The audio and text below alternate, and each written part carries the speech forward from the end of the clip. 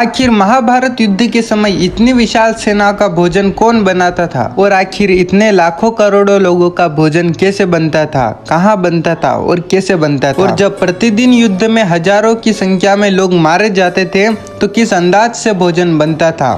क्या पांडव और कौरव दोनों का भोजन साथ में बनता था? ये सवाल आपके मन में भी कभी ना कभी तो आया ही होगा। तो आइए जानते हैं इसके पीछे का रहस्य। दोस्तों ये तो हम सभी जानते हैं कि महाभारत का युद्ध पांडव और कौरव के बीच हुआ था। एक पक्ष पांडवों का तो एक पक्ष कौरवों का था। सभी जानते हैं कि महाभारत के युद्ध में करोड़ों सैनिकों ने भाग लिया था। यह सोचना भी असंभव के समान लगता है कि इतनी विशाल सेना का भोजन कैसे बनता था। महाभारत ग्रंथ की माने तो महाभारत युद्ध की सबसे बड़ी विशेषता यह है कि महाभारत युद्ध में किसी भी दिन सैनिकों का भोजन व्यर्थ नहीं जाता था और ना कभी यह भोजन कम पड़ता था।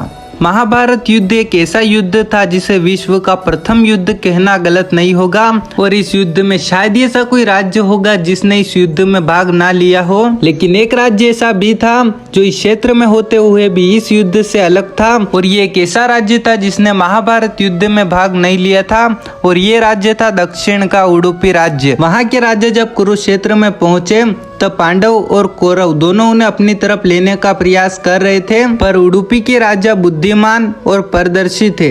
तब उस राज्य के राजा श्री कृष्ण के पास पहुंचे और कहा, हे माधव, दोनों ओर से युद्ध के लिए पुकारा जा रहा है, परंतु किसी ने ये नहीं सोचा कि इतनी विशाल सेना का भोजन बनाना संभव है और दोनों भाइयों के बीच हो रहे इस युद्ध को मैं उचित नहीं मानता और इस युद्ध में भाग लेने की इच्छा भी प्रकट नहीं करता, परंतु इस युद्ध को अब टाला नहीं जा सकता। इसी कारण मेरी इच्छा है कि मैं यहाँ अपनी सेना के साथ उपस्थित होकर यहाँ के समस्त सैनिकों के भोजन का प्रबंध करूं। इस पर श्री कृष्ण ने हर्षित होते हुए कहा, महाराज, आपका विचार बड़ा ही उत्तम है। लगभग करोड़ों सैनिकों का भोजन की व्यवस्था अगर आप जैसे कुशल राजा देखेंगे तो हम एक तरफ से निश्चिंत ही रहेंगे और मैं जानता हूँ कि सागर जितनी विशाल सेना का भोजन का प्रबंध करना आपके और भीमसेन के अतिरिक्त किसी और के बस की बात नहीं, परंतु भीम इस युद्ध से विरुक्त नहीं हो सकते।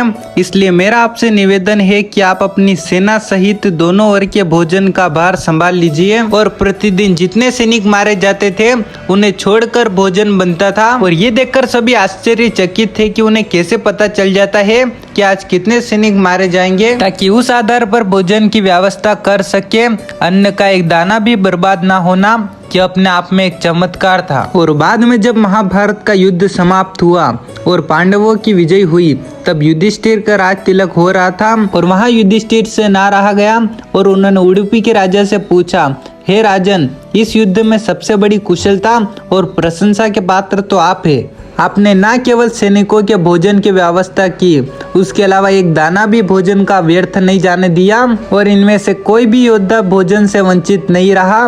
यह अपने आप में एक चमत्कार से कम नहीं था। क्या मैं इसके पीछे का रहस्य जान सकता हूँ? तब उडुपी के राजा ने कहा, हे सम्राट, इस युद्ध में आपने जो विजय प्राप्त की, आप इसका श्रेय किसे देंगे? तब युधिष्ठिर ने कहा, इसका श्रेय केवल श्री कृष्ण के अतिरिक्त किसी को नहीं जाता, क्योंकि श्री कृष्ण के बिना इस युद्ध में विजय प्राप्त करना असंभव था।